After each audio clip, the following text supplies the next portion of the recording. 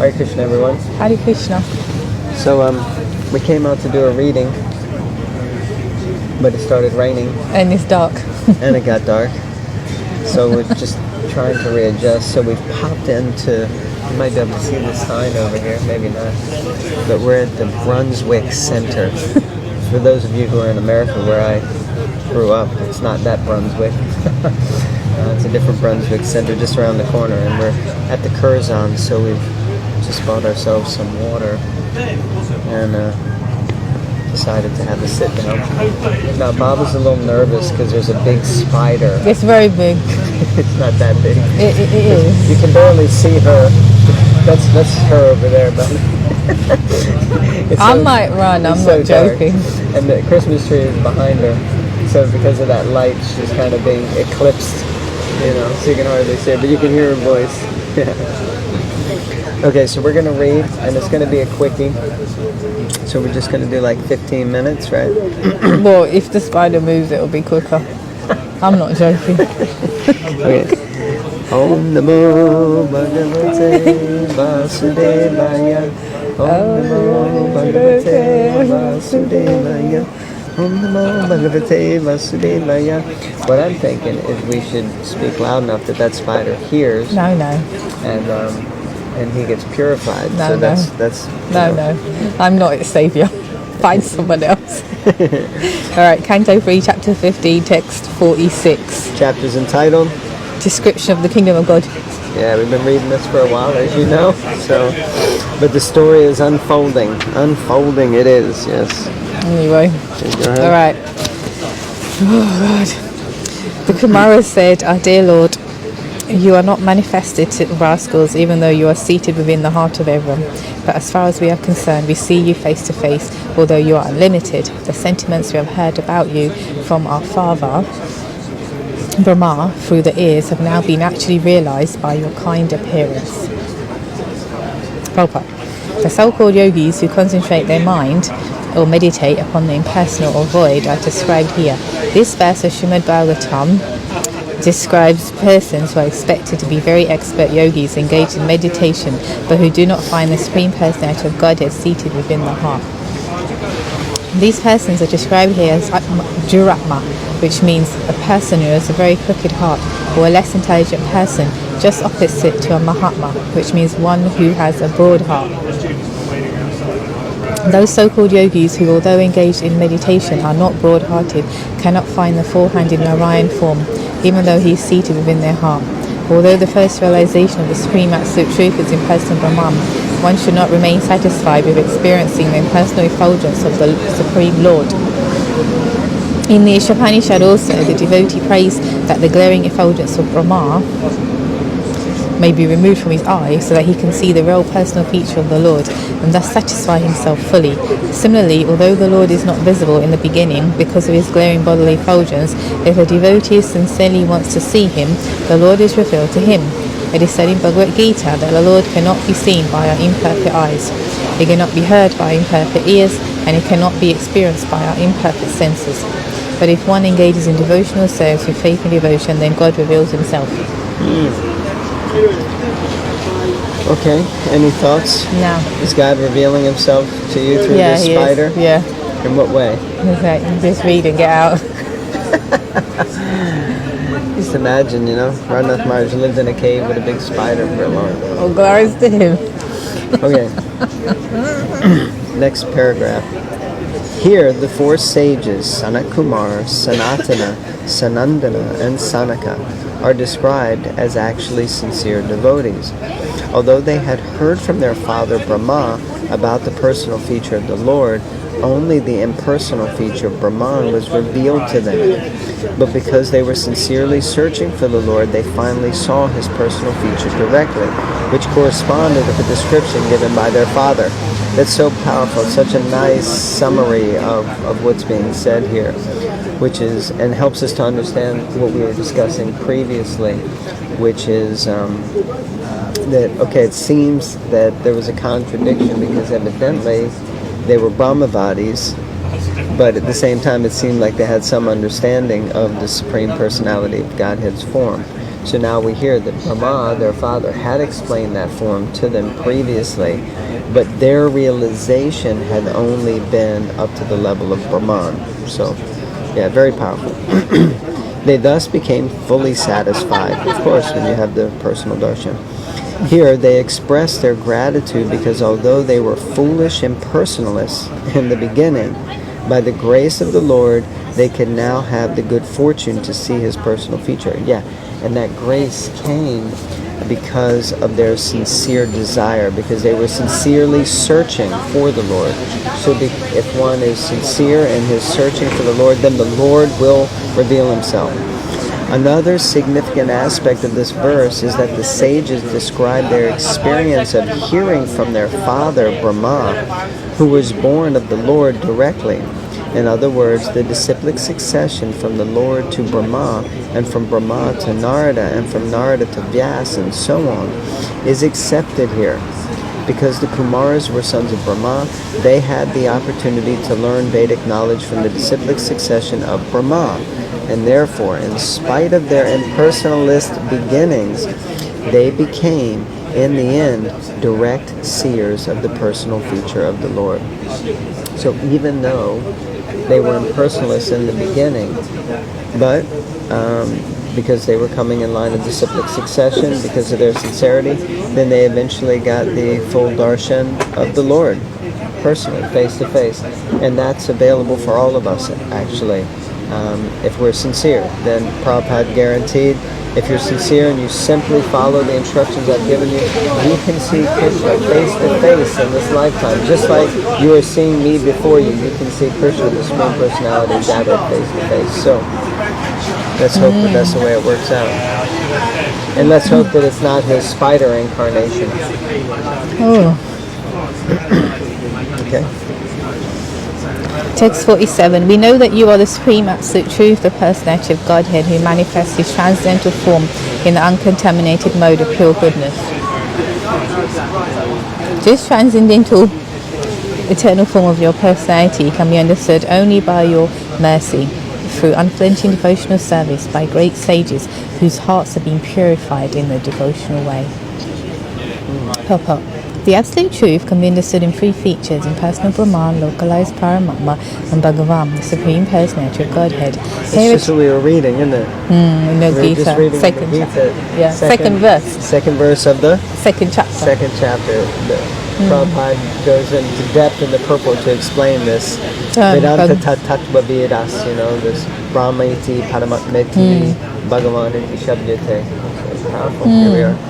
Krishna lines things up, It's amazing. Sorry to interrupt. Go ahead. Yeah, here is admitted that Supreme Personality of Godhead is the last word in understanding the Absolute Truth. Even though the four Kumaras were instructed by their great learned father, Brahma, they could not actually understand the Absolute Truth. They could only understand the Supreme Absolute Truth when they personally saw the Personality of Godhead with their own eyes. In other words, if one sees or understands the Supreme Absolute Truth, the other two features of the Absolute Truth, namely impersonal Brahman and localized Paramatma, are also automatically understood. Therefore, the Kumaras confirm, you are the ultimate Absolute Truth.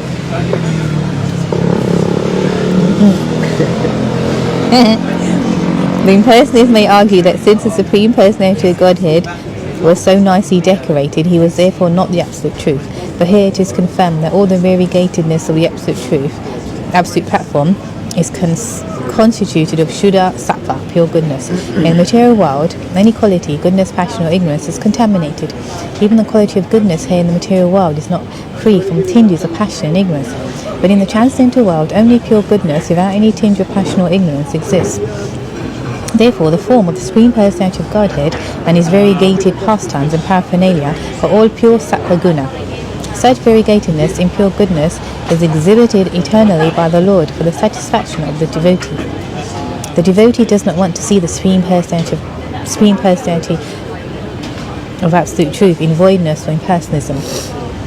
In one sense, absolute transcendental variegatedness is meant only for the devotees, not for others, because this distinct feature of the transcendental variegatedness can only be understood by the mercy of the Supreme Lord and not by mental speculation or the ascending process. It is said that one can understand the Supreme Personality of Godhead when one is even slightly favoured by him. Otherwise, without his mercy, a man may speculate for thousands of years and not understand what is actually the absolute truth. This mercy can be perceived by the devotee when he is completely freed from contamination. It is stated, therefore, that only when all contamination is rooted out and the devotee is completely detached from material attractions can he receive this mercy of the Lord.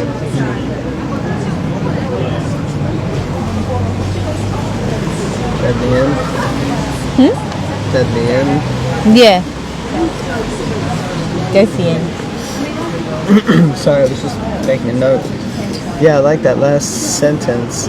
It is stated, therefore, that only when all contamination is rooted out and the devotee is completely detached from material attractions can he receive this mercy of the Lord. I mean, that's quite a large step, right? To have all material desires, contamination rooted out. And I guess I wonder, because it is explained that the 4 Kumars are those who are in search of the absolute truth, right? There are 4 people who go and approach Krishna: those who are in need or in want of something, those who are distressed. Sorry, those who want some opulence, those who are distressed, those who are inquisitive, and those who are searching the absolute truth. And then there are 4 personalities from the Bhagavatam that correspond to those different needs. Do you remember who they are? No. No. You remember that spider's there? Yeah, I'm in distress. Yeah, can you imagine if we can remember Krishna so well? So, the 4 Kumars are the highest platform because they're searching for the absolute truth. And distress is? Prahlad Maharaj? No. Draupadi? No. Kunti? No. Dhruva? He's not in a human form. Gajendra. Gajendra, yeah, Gajendra the elephant. And the one who's looking for opulence? Dhruva. Dhruva Maharaj, yes. And one who's inquisitive? Who's inquisitive? In fact, I can't remember who it is that's inquisitive either. So, if you do remember, and I know there's so many intelligent listeners out there, so you can tell us. Put it in the comments. In the comments, yeah. Don't call in because we don't have our phones on right now. In the comments you can... put in the comments. Yeah, who is it that was inquisitive as given by the acharyas? And I forget who that is that gives that, Vishnu Chakravarti Thakur, Sridhar Maharaj, like Sridhar Swami, like that. Okay. So, let's see. Should we try one more? You can try. Or do you want to just, what do you say? It's up to you. You're in distress. I know, but it's up to you. It's kind of, this is the purport. Yeah, so what do you think? Go on, I'll keep an eye on the spider for you. Okay, thanks. So translation, this is text 48 of chapter 15. So we got to make some headway in this chapter also. There's only 9 pages left, so we'll probably finish it next 50 time. verses. How many verses? 50. In total, yeah. So where are we at? How 48. much is left after this? That, 49, 50. So we'll finish it next time, yeah. For sure, I hope we'll so. finish the chapter next time. I hope so. Well, unless I talk too much. Right. I'm doing now. So, text 48. Persons who are very expert and most intelligent in understanding things as they are engage in hearing narrations of the auspicious activities and pastimes of the Lord, which are worth chanting and worth hearing. Such persons do not care even for the highest material benediction, namely liberation, to say nothing of other less important benedictions like the material happiness of the heavenly kingdom. I'm just realizing that things are starting to get a little bit busy around here, and it's crazy. But I'm still kind of focused on the Bhagavatam. They're gone. Krishna made them move the yoga. Okay, so the important thing is persons who are very expert and most intelligent in understanding things as they are engage in hearing narrations of the auspicious activities and pastimes of the Lord, which is what we're doing now. So that must mean I don't know if it means we're expert and most intelligent, but we definitely know that this is a good thing. Purport: the transcendental bliss enjoyed by the devotees of the Lord is completely different from the material happiness enjoyed by less intelligent persons. So perfect. Here we are in a setting where everyone has really come to try to enjoy, and we're also here with them, but we're enjoying in a different way. Sort of. Oh God, his legs. Oh my God. What? It's moving. Oh, my dear viewers, I may just have to bid you. Look at it. It's okay. It's not going to jump on. No, they're going to do a web and fall on my face. I'm going to edit this out. Okay, so it's just having a little stretch. It's all right. It's all right. Oh my God. No, it's going to do a web. You know what Spider? I've seen Spider-Man more than once. I know what Spider-Man does. It's not Spider-Man, it's a spider. It's crawling down into the tunnel. Oh, I'm going to rub it down. Sleep. It's going to sleep. Okay. Oh dear. All right, I so apologise. It's like a tarantula. Well, we could take a picture No, of it, don't, but it's because I disappeared don't now. like people that show pictures of spiders. Okay. So the less intelligent persons in the material world are engaged by the four principles of benediction called Dharma, Artha, Kama, Moksha. Generally, they prefer to take to religious life to achieve some material benediction, the purpose of which is to satisfy the senses. When, by the process, they become confused or frustrated in fulfilling the maximum amount of sense enjoyment, they try to become one with the Supreme, which is, according to their conception, mukti, or liberation. There are 5 kinds of liberation, the least important of which is called sayuja, to become one with the Supreme. Devotees don't care for such liberation because they are actually intelligent, nor are they inclined to accept any of the other 4 kinds of liberation, namely to live on the same planet as the Lord, to live with Him side by side as an associate, to have the same opulence, or to attain the same bodily features. They are concerned only with glorifying the Supreme Lord and His auspicious activities. Pure devotional service is Shravanam Kirtanam. Pure devotees who take transcendental pleasure in hearing and chanting the glories of the Lord do not care for any kind of liberation. Even if they are offered the 5 liberations, they refuse to accept them, as stated in the Bhagavatam in the 3rd canto. Materialistic persons aspire for the sense enjoyment of heavenly pleasures in the heavenly kingdom, but devotees reject such material pleasures at once. The devotee does not even care for the post of Indra. A devotee knows that any pleasurable material position is subject to be annihilated at a certain point. Even if one reaches the post of Indra, Chandra, or any other demigod, he must be dissolved at a certain stage. A devotee is never interested in such temporary pleasure. From Vedic scripture it is understood that sometimes even Brahma and Indra fall down, but a devotee in the transcendental abode of the Lord never falls. This transcendental stage of life in which one feels transcendental pleasure in hearing the Lord's pastimes is always recommended by Lord Chaitanya. When Lord Chaitanya was talking with Ramananda Roy, there were varieties of suggestions offered by Ramananda regarding spiritual realization, but Lord Chaitanya rejected all but one, that one should hear the glories of the Lord in the association of pure devotees, like my wife. That is acceptable for everyone, especially in this age. One should engage himself in hearing from pure devotees about the activities of the Lord.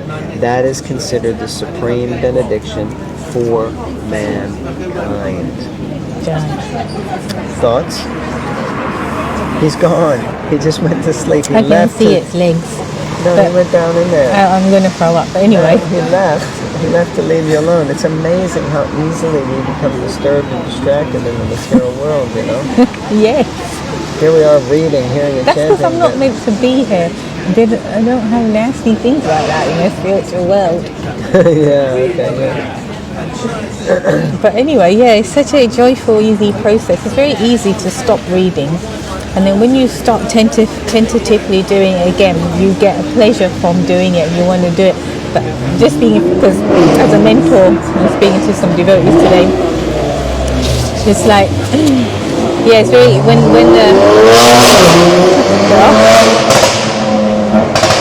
oh, sorry, it's getting crazy. Sorry about that.